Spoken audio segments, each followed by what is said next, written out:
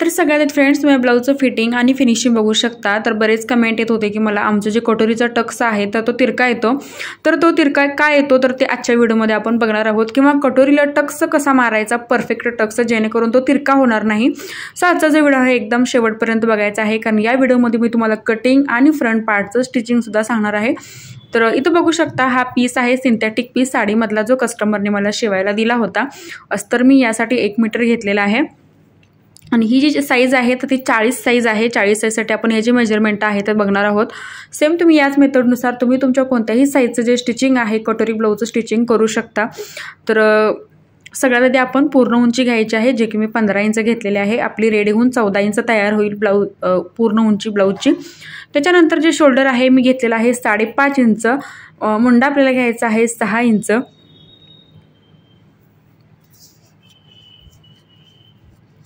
छातीचं माप आपल्याला घ्यायचं आहे 10 इंच, 40चा चौथा भाग आपल्याला 10 इंच इथं घ्यायचा आहे पहिल्यांदा।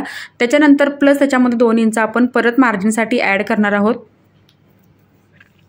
तर 12 इंचावरती आपण छातीचं जे माप आहे तर ते घेतलेलं आहे। त्याच्यानंतर कमर जे आहे 9 इंच आहे, 9 + 2 इंच मार्जिन ॲड करून मी इथं कमरेचं सुद्धा माप जे आहे टाकलेलं आहे। आता छाती आणि कमर जे आहे दाखवल्याप्रमाणे आपण आहे तशी ही जोडून घ्यायची आहे।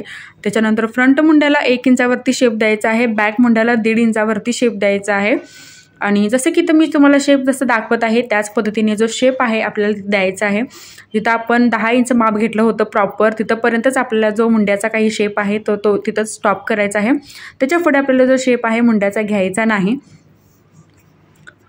आता गळ्याची जी रुंदी आहे तर मी घेतलेली आहे 2.25 इंच। जर तुम्हाला शोल्डरची पट्टी कमी हवी असेल तर तुम्ही 2.5 इंच सुद्धा गळा रुंदी जी आहे घेऊ शकता। त्याच्यानंतर पुढचा गळा मी 6 इंचावरती घेतलेला आहे। क्रॉस पट्टी आपल्याला 3 आणि 2.5 इंचावरती घ्यायची आहे। जर तुम्ही हाईट कमी घेतला असाल ब्लाऊजची, जर तुम्ही 13 घेतला असाल हाईट प्लस 13 + 1 इंच 14 घेतला असाल तर तुम्ही क्रॉस पट्टीचं माप जे आहे कमी घ्यायचं आहे। आता इथं हाईट जी आहे मी ब्लाऊजची फुल घेतली होती 15 इंच घेतली होती। सो क्रॉस पट्टीसुद्धा आपल्याला थोडीशी एक्स्ट्रा वाढवून घ्यायची आहे। त्याच्यानंतर कटोरीचं माप आपल्याला घ्यायचं आहे 5.5 इंच। 5.5 इंचावरती आपण कटोरीचं जे मार्किंग आहे ते करून घेतलेलं आहे। त्याच्यानंतर 1 इंच आपण इथे मार्किंग करून घेतलं। आता दोन्ही ज्या रेषा आहेत आपल्याला एक स्ट्रेट आणि एक अशी क्रॉसमध्ये आपल्याला घ्यायची आहे, जेणेकरून कटोरीचा जो आहे परफेक्ट आपल्याला शेप इथं निघतो। तर बघू शकता तुम्ही एकदम सेंटरला थोडासा मी कर्व शेप दिला आणि परफेक्ट असा आपला कटोरीचा जो शेप आहे इथं निघलेला आहे। अंदाजे शेप न देता तुम्ही अशा पद्धतीचा जो शेप आहे कटोरीचा एकदा देऊन बघा, एकदम परफेक्ट कटोरी निघते। त्याच्यानंतर फ्रंट गळ्याचा जो शेप आहे तर तो सुद्धा मी आतूनच दिलेला आहे, कारण कस्टमरने मला जे मापाला ब्लाऊज दिलं होतं त्याचा शेप जो आहे आतूनच होता। सो मी हा पण शेप जो आहे आतूनच घेतलेला आहे। जर तुम्हाला गळा ब्रॉड घालायला आवडत असतील तर तुम्ही थोडंसं बाहेरून तो जो शेप आहे तर तो घेऊ शकता। त्याच्यानंतर गळ्याच्या दोन्ही साईडला मी कट्स दिला आणि फ्रंट आणि बॅक जो आहे मी सेपरेट करून घेतलेला आहे।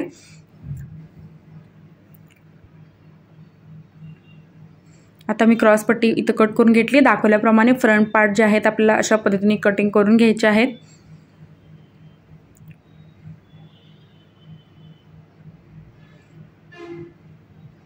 आता अस्त्रावरती आपण पहिल्यांदा हे कटिंग जे आहे करणार आहोत। तर स्लीवचं कटिंग मी या व्हिडिओमध्ये दाखवलेलं नाही, कारण स्लीवचे माझे भरपूर असे व्हिडिओ आहेत ज्यामध्ये मी तुम्हाला सविस्तर स्लीव्ज कशी कट करायची किंवा कसा शेप द्यायचा त्याच्यामध्ये सांगितलेलं आहे। सो इथं बघू शकता तुम्ही बॅक पार्ट जो आहे आपण अस्त्रावरती आहे तसा हा ठेवून घ्यायचा आहे पहिल्यांदा। याच्यामध्ये आपल्याला कोणतंच एक्स्ट्रा मार्जिन जे आहे घ्यायचं नाही, जसा आहे तसा हा कट करायचा। तर बरेच जण मला कमेंट येतात की बॅक टक्ससाठी तुम्ही एक्स्ट्रा मार्जिन घेत नाही का? तर मी घेत नाही, कारण जे टक्समध्ये थोडंसं कापड जे आहे मी थोडं धरतो, जास्त धरत नाही, त्याच्यामुळे मी एक्स्ट्रा मार्जिन जे आहे घेत नाही बॅक टक्ससाठी। आता इथं बघू शकता बॅक पार्ट आपण कट करून घेतलेला आहे। त्याच्यानंतर आता मुंडा जो आहे आपला तर तो इथं ठेवून घ्यायचा आहे। जसं कापड असेल तसं तुम्ही ॲडजस्ट करून सगळे पार्ट जे आहेत इथं बसवून घ्यायचे आहेत। आणि हा जो मुंडा आहे तर तो ठेवताना आपल्याला सरळच ठेवायचा आहे, तो थोडासुद्धा आपल्याला क्रॉस करायचा नाही।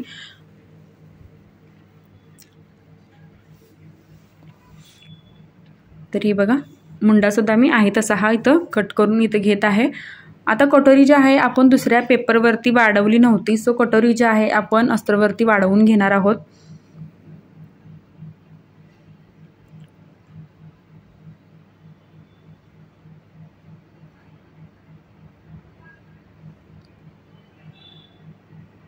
आता इथं आपण अशी क्रॉसमध्ये कटोरी ठेवून घ्यायची आहे आणि पहिल्यांदा आपण हे मार्किंग करून घ्यायचं आहे तसं। तर हे बघा आपण मार्किंग करून घेतलं. त्याच्यानंतर दोन्ही साईडला आपल्याला 1.5 इंच घ्यायचं आहे. इथं वरती अर्धा इंच घेतलं. परत ती जी लाईन आहे आपण अशी जॉईंट करायची आहे. शेप जसा कटोरीचा आपण शेप दिलेला आहे याचा सेंटर पॉईंट काढून आपण इथं 1.5 इंच दिलेला आहे आणि आपण हे आता कटिंग करून घ्यायचं आहे. तर बॉटमला बरेच जण मला म्हणतात की 1.5 इंच तुम्ही घेत नाही का, तर मी 1.5 इंच घेत नाही. लहान माप असेल तर मी अर्धा इंच, मोठं माप असेल तर मी 1.25 इंच घेत असतो. आणि अशा पद्धतीने कटोरी जी आहे मी कट केलेली आहे. आणि कटोरी कधीही अस्तरवरती ठेवताना ती क्रॉसमध्येच आपल्याला ठेवायची आहे. त्याच्यानंतर आता आपण ही क्रॉस पट्टी जी आहे तर ती काढायचे आहे. आता इथं कापड जे आहे थोडंसं मला कमी वाटत होतं अस्तरचं, सो व्यवस्थित आपण ॲडजस्ट करून क्रॉस पट्टी जी आहे आपण काढून घ्यायची आहे. कारण राहिलेल्या कपड्यामध्ये आपल्याला स्लीवसुद्धा काढायची आहे. आता क्रॉस पट्टी जी आहे तशी आपण ठेवायची पहिल्यांदा. त्याच्यानंतर त्याच्यावरती आपण अर्धा इंच एक्स्ट्रा मार्जिन घेणार आहोत. शिलाईसाठी आपल्याला एक्स्ट्रा मार्जिन लागतं ते आपण मार्जिन इथे घ्यायचं आहे. त्याच्यानंतर आता आपलं अस्तर कटिंग जे आहे आपण पूर्ण करून घेतलेलं आहे. आता आपण मेन कापडावरती हेच अस्तर ठेवून आपल्याला हे पार्ट जे आहेत कटिंग करून घ्यायचे आहेत. आता हा पीस आहे, बघू शकता तुम्ही, सिंथेटिक पीस आहे.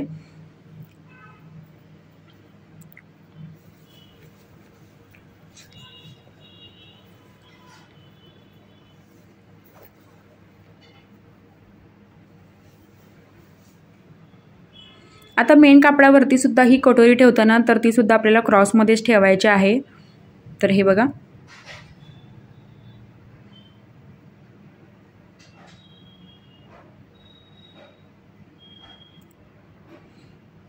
आता सगळे पार्ट जे आहेत मेन कापडावरती सुद्धा आपण अगदी व्यवस्थित ठेवून ते कट करायचे आहेत.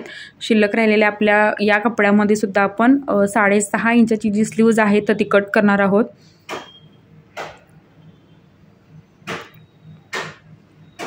आता हे सगळे कट केल्यानंतर काय करायचं आहे बघा, की मुंड्याचं जे आहे पार्ट, तर तो पार्ट जो आहे अस्तर आणि मेन कापड आपण जोडून घ्यायचा आहे. त्याच्यानंतर कटोरी आणि जे आपलं मेन कापड आहे कटोरीचं तर ते जोडून आपल्याला अगदी व्यवस्थित जोडून घ्यायचं आहे. जोडून घेतल्यानंतर एक्स्ट्राचं जे कापड आहे याचं पूर्ण आपल्याला कटिंग करून घ्यायचं आहे.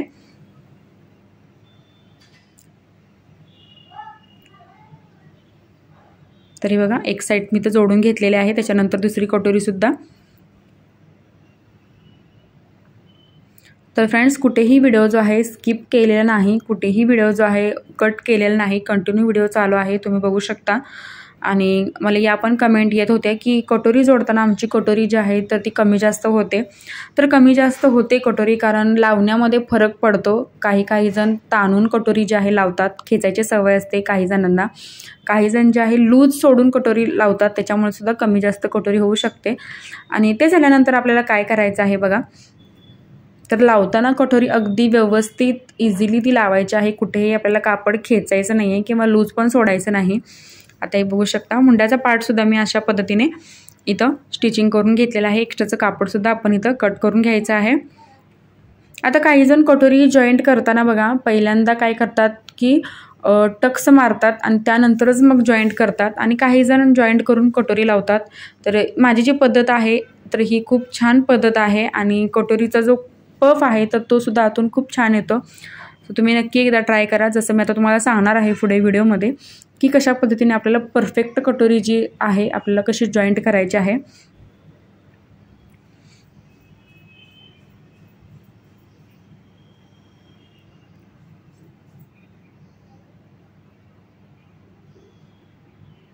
तर हे बघा, आता आपले दोन्ही मुंडे जे आहेत आपण व्यवस्थित असं अस्तर आणि मेन कापड जे आहे लावून घेतलेलं आहे. आता एक साईड मी तुम्हाला दाखवते.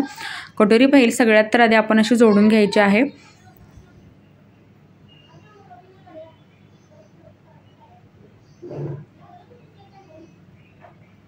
तर हे बघा, मी अशी कटोरी जी आहे जोडून घेतली.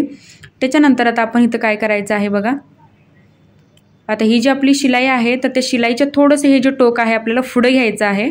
म्हणजे एक अर्धा इंच हे टोक जे आहे दुसऱ्या साईडचं ते शिलाईचे त्या पुढे घ्यायचं आहे आपल्याला. आणि त्यानंतरच मग आपण 1.5 इंच खाली मार्किंग करायचं आहे. आणि टक्सची उंचीचं माप जे आहे 2.5 इंचावरती आपल्याला ते द्यायचं आहे. तर आता तुम्ही बघू शकता आतमध्ये जो कफ आहे तोही खूप छान येतो. आणि मेन गोष्ट काय होते की कटोरीचा जो टक्स आहे तो एकदम स्ट्रेट येतो, तिरका वगैरे अजिबात होत नाही तुम्ही अशा पद्धतीने जर केलात तर. म्हणजे काय करायचं, कटोरी जोडलेली जी शिलाई आहे त्या शिलाईच्या पुढं ते टोक जे आहे आपलं दुसऱ्या साईडचं कटोरीचं थोडंसं अर्धा इंच आपल्याला पुढं घ्यायचं आहे आणि त्यानंतरच मग आपण 1.5 इंच रुंदी आणि 2.5 इंच उंची टाकून कटोरीचा जो आहे टक्स द्यायचा आहे. सो फ्रेंड्स, व्हिडिओ शेवटपर्यंत बघितल्याबद्दल अगदी मनापासून धन्यवाद.